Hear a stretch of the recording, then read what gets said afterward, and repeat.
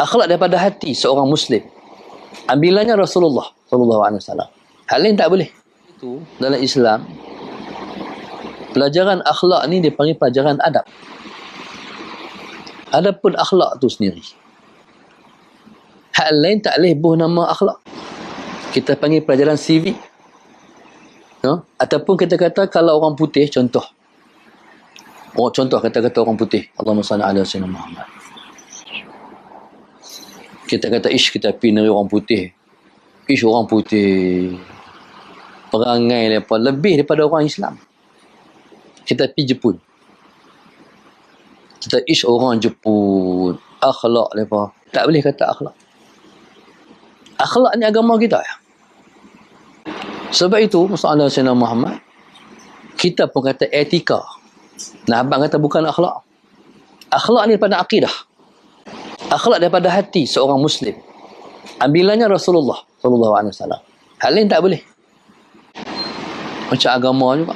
Agama ni, inna dina indallahil Islam.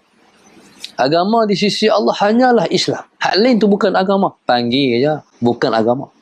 Sebenar-benar bukan agama. Agama ni Islam ya. Sebab inna din ni bukan ritual ibadat semata-mata. Din ialah cara hidup. Mana ada agama yang ajak cara hidup? Islam sahaja yang mengajak agama cara hidup. Daripada masuk jamban, selekeh-lekeh perkara, sampai semulia-mulia perkara, memerintah negara. Itulah yang dikatakan agama. Din itu. Hal lain tak ada, agama lain tak ada, tak pandu kita. Hal lain, agama lain tak pandu penganutnya. Dalam kehidupan. Hanya Islam saja, Sallallahu Alaihi Wasallam Muhammad, yang memandu umatnya di dalam kehidupan. Hang jadilah apa pun, Islam telah letakkan.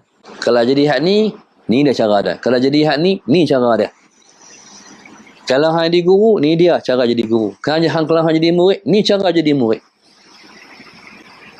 Kalau hang kerja buat bendang, ni cara buat bendang.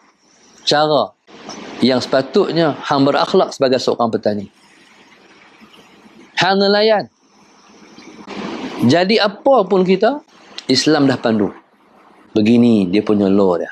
SOP dia begini. Tak ada pada agama lain.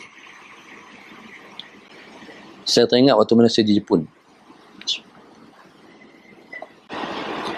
Di Jepun ni hampir-hampir saya tak beli apa. Memang saya tak beli satu pun apa di Jepun. Duit bawa, tapi tak ada keperluan saya nak beli di sana. Allahumma salli ala sayyidina Muhammad. Masuklah satu kedai ataupun mall. Kedai tu, Sallallahu Alaihi Wasallam Muhammad, dia macam dia Lockstock ni, apa dekat dengan perpustakaan negeri tu, apa? City Point tu. Apa ni yang orang apa? Yang ada buat pasport tu?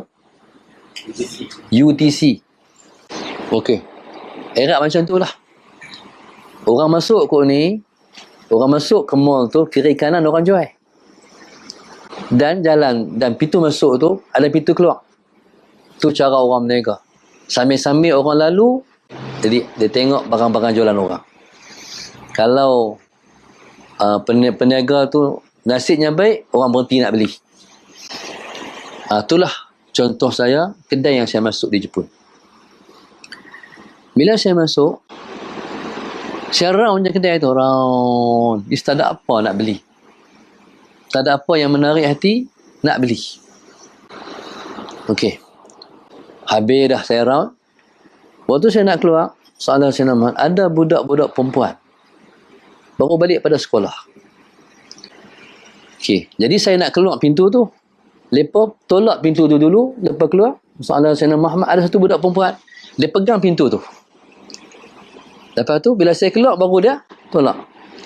Kita, akhlak orang Jepun. Tak boleh panggil akhlak.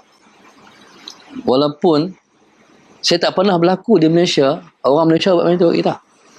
Tapi di Jepun, kita kata, orang Jepun tu. Allahumma salli ala sayyidina Muhammad. Tak boleh kata akhlak. Sebab akhlak ni, merujuk kepada hati yang baik.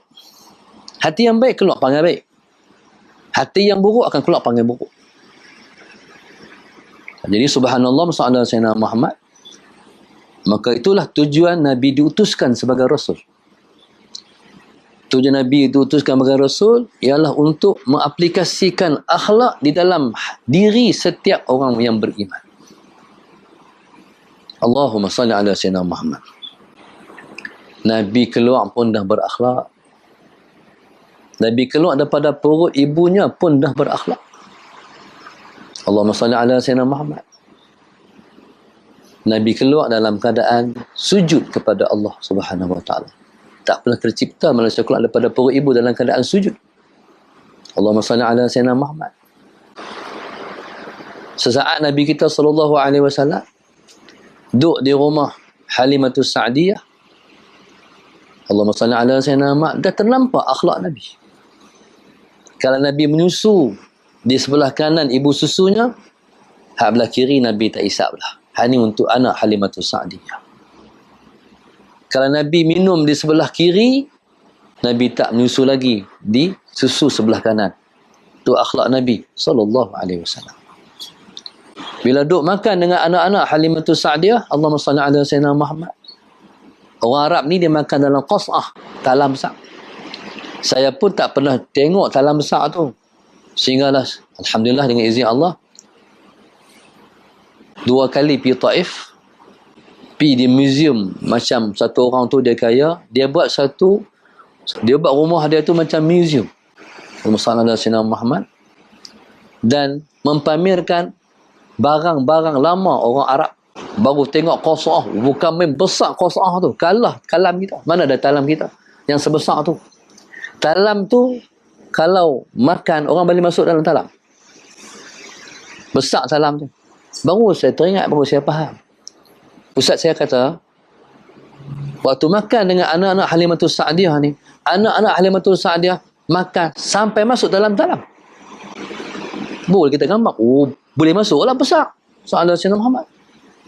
No? Kalau nak ambil ujung tu, dia kena masuk. Faham tak? Kalau makanan talam tu besar, di ujung tu dia kena masuk dalam talam ambil. Soalan Sayyidina Muhammad.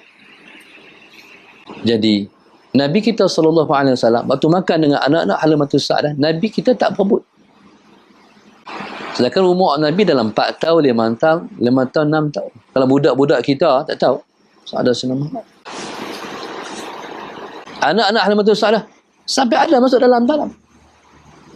Allahumma salli ala Sayyidina Muhammad. Bila mereka dah habis makan, barulah Nabi mai. Nabi tarik makanan tu. Nabi makan seorang-seorang dia. Sedangkan Nabi belum berumur pun 6 tahun. Akhlak Rasulullah.